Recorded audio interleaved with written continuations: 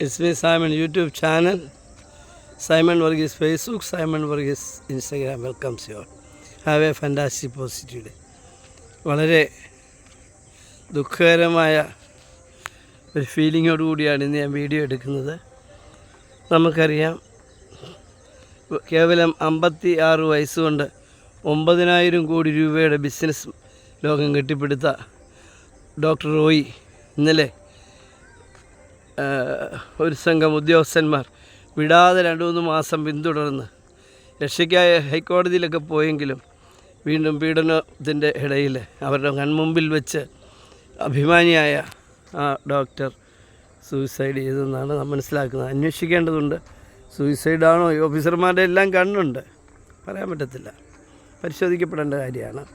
എന്തായാലും അദ്ദേഹത്തെ പോലെ ഇത്രയും ചെറുപ്പത്തിൽ ഇത്രയും വലിയൊരു ബിസിനസ് സാമ്രാജ്യം കെട്ടിപ്പടുത്ത, എന്നാലോചിച്ച് നോക്കി, 9,000 കോടി രൂപയുടെ 1 ബില്യൺ അല്ലേ ഒരാസ്തി കെട്ടിപ്പടുത്ത മനുഷ്യനാണ്.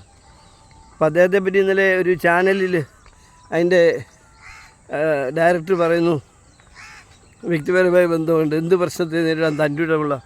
ഇന്നലെ ബാംഗ്ലൂരിലുള്ള ഒരു വലിയ ഗുണ്ട നേതാവുമായി പോലും ഇദ്ദേഹം ഫൈറ്റ് ചെയ്യേണ്ടി വന്നൊരു പ്രോപ്പർട്ടി തർക്കത്തിൽ. അവിടെയും മുട്ടുകുത്താത്ത ആളാണ്. ബാംഗ്ലൂർ എന്ന് പറഞ്ഞാൽ നിങ്ങൾക്കറിയാം, കേരളം പോലെയല്ല. അവിടെ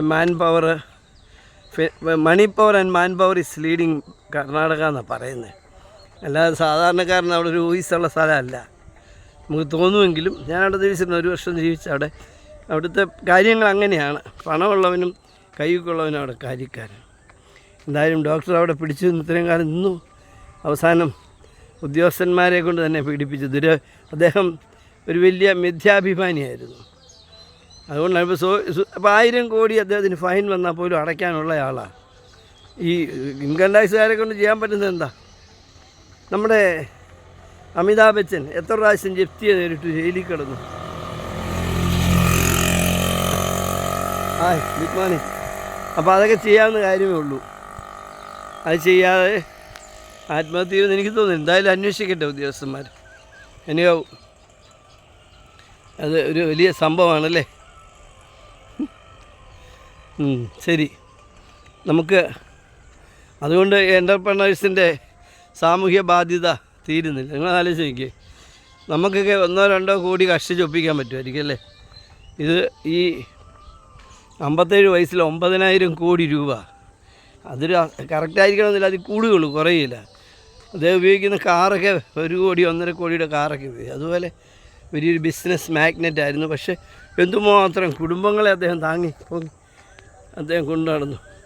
നല്ലൊരു കലാകാരനാണ്, സിനിമാ നിർമ്മാതാവാണ്, ഫിലിം പ്രൊഡ്യൂസർ, 4 സിനിമ പ്രൊഡ്യൂസ് ചെയ്തിട്ടുണ്ട്. അങ്ങനെ എല്ലാ രംഗത്തുമുള്ള ആളാണ്.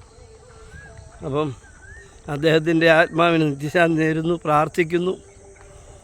ഈശോ അനുഗ്രഹിക്കട്ടെ എന്ന് അഭിലഷിക്കുകയും പ്രാർത്ഥിക്കുകയും ചെയ്യാം.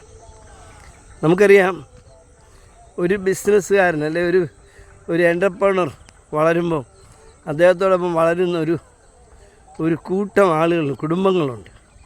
പിന്നെ ആ കുടുംബങ്ങളെല്ലാം കണ്ണീരിലാണ്. 10,000 കുടുംബങ്ങൾ ദുഃഖിച്ചും കരഞ്ഞും ഇരിക്കുകയാണ്.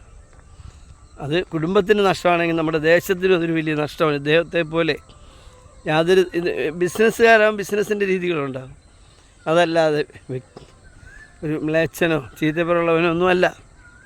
എനിക്കോ തീർച്ചയായിട്ടും ആ ദുഃഖത്തിൽ പങ്കുചേരാം. ഞാൻ ഇത്തരുണത്തിൽ ഓർത്തു പോകുന്നത്, നമ്മൾ കുഞ്ഞുങ്ങളെ വളർത്തുമ്പം പ്രശ്നങ്ങളെ അതിജീവിക്കാൻ കൂടി പഠിപ്പിച്ച് വേണം വളർത്താൻ.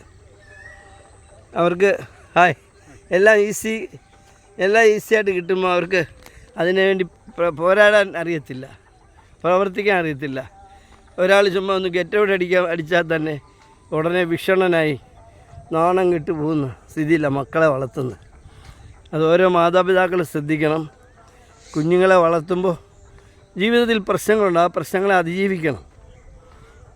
ഞാൻ എൻ്റെ മകന് 15ാമത് ജന്മദിനത്തിന് ഒരു കേക്ക് ഒക്കെ വാങ്ങിച്ചു കൊടുത്തു, സമ്മാനം കൊടുത്തൊരു ദിവസം ഞാൻ ഇപ്പോഴും ഓർക്കുക. ഈ അടുത്ത കാലത്ത് ഞങ്ങളെ സംസാരിച്ചുകൊണ്ടാണ് പറയുന്നത്. അപ്പം എല്ലാം കഴിഞ്ഞു.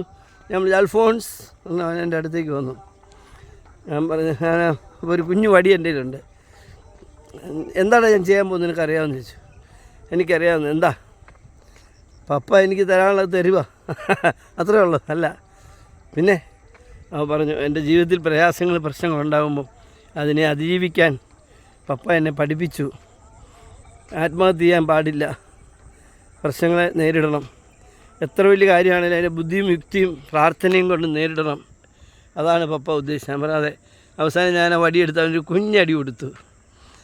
15ാമത്തെ വയസ്സിൽ രവീന്ദ്രനാഥ ടാഗോർ പറഞ്ഞിട്ടുണ്ട്, കുഞ്ഞുങ്ങളെ 5 വയസ്സ് മുതൽ 15 വയസ്സ് വരെ ശിക്ഷണത്തിൽ വളരണം. അത്യാവശ്യം ചെറിയ അടിയൊക്കെ കൊടുക്കാം, വലിയ ഭയങ്കര ബ്രൂട്ടൽ അടിച്ചാൽ അന്തമാരടിക്കുന്ന നല്ല കഷ്ടമുണ്ട്. കുഞ്ഞടിയൊക്കെ കൊടുക്കാം. 15 വയസ്സ് കഴിഞ്ഞാൽ പാടില്ല. പിന്നെ തന്നെപ്പോലെ തന്നെ ഉപദേശിക്കേ പാടുള്ളൂ, ഫ്രണ്ട്ഷിപ്പിലേ പറയാൻ പറ്റില്ല. അപ്പോൾ ഞാനന്ന് അത് കൊടുത്തപ്പോൾ അവൻ തന്നെ പറഞ്ഞു, അതെ അവന് ധാരാളം പ്രശ്നങ്ങളൊക്കെ ഉണ്ടാകുന്നുണ്ട്, അതിനെയൊക്കെ അവൻ അതിജീവിക്കുന്നുണ്ട് ബുദ്ധിയോടെ, പ്രാർത്ഥനയോടെ, ആ ഒരു മെയ്യഭ്യാസത്തോടെ, ലീഗലി, ഫിനാൻഷ്യലി, ഏത് നോംസ് എടുത്തും അവൻ അതിനെ അതിജീവിക്കും. അപ്പോൾ അത്തരത്തിൽ നമ്മുടെ മക്കളെ വളർത്തിക്കൊണ്ട് വരണം. എത്ര വലിയവനാണെന്ന് പറഞ്ഞാൽ നമ്മളേ എല്ലാം ഇങ്ങനെ ഈസിയായിട്ട് കൊടുത്തുകൊണ്ടിരുന്ന ആ പിള്ളേർക്ക് ഇത് ആർജിക്കാനുള്ള ഒരു പ്രഭയോ ഒരു ധൈര്യമോ തൻ്റെ ഇടം ഇല്ല വരും.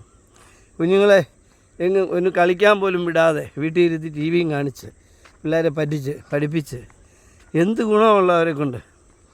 അവരെ സ്കൂളിൽ നിന്ന് വന്ന് അവർക്ക് കാപ്പി കൊടുക്കണം, അതിനുശേഷം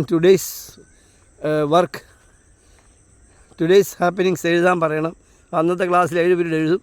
അത് കഴിഞ്ഞാൽ നിർബന്ധമായും കളിക്കാൻ വിടണം. ഒരു 1.5 മണിക്കൂർ കളിച്ചിട്ട് വരട്ടെ, അവർക്ക് ഇഷ്ടമുള്ള കളി. വീട്ടിൽ ഇരുന്ന് ടി വി കാണാൻ അത് അനുവദിക്കരുത്. അത് കഴിഞ്ഞ് വരുമ്പം കുളിയായി, പ്രാർത്ഥനയായി, എന്തെങ്കിലും ഹോംവർക്ക് ഉണ്ട് അത് ചെയ്യുകയായി, ഭക്ഷണം കഴിക്കുകയായി, കിടന്നുറങ്ങുകയായി. ഈ രീതിയിൽ ക്രമപ്പെടുത്തിക്കൊണ്ട് വരണം. പ്രശ്നങ്ങളെ വഴക്ക് പറയേണ്ടത്, കുട്ടികളെ വഴക്ക് പറയണം, നോ പറയേണ്ടത് നോ പറയണം. പക്ഷെ അതിനെല്ലാം ഒരു മൃദുലത ഉണ്ടാകണം, ഒരു സ്നേഹം ഉണ്ടായിരിക്കണം.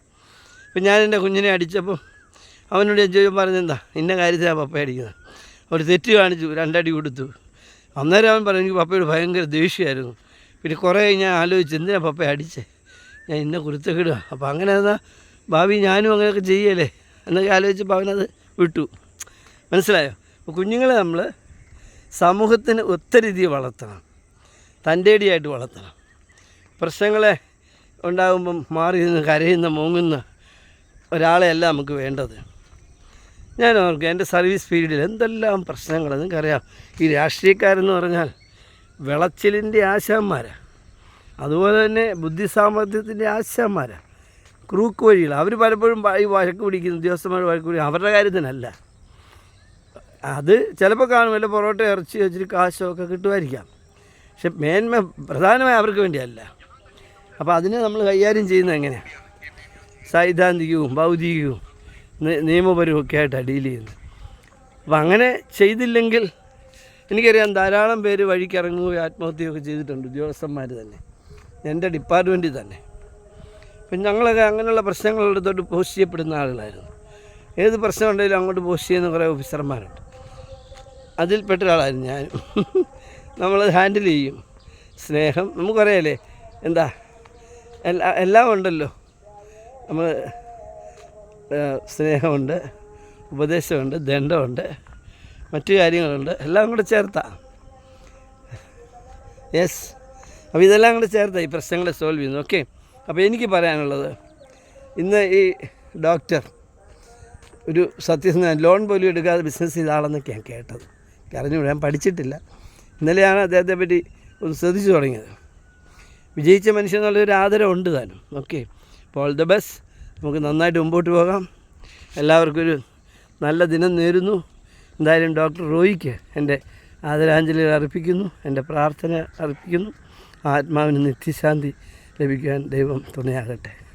Price of God. Thank U.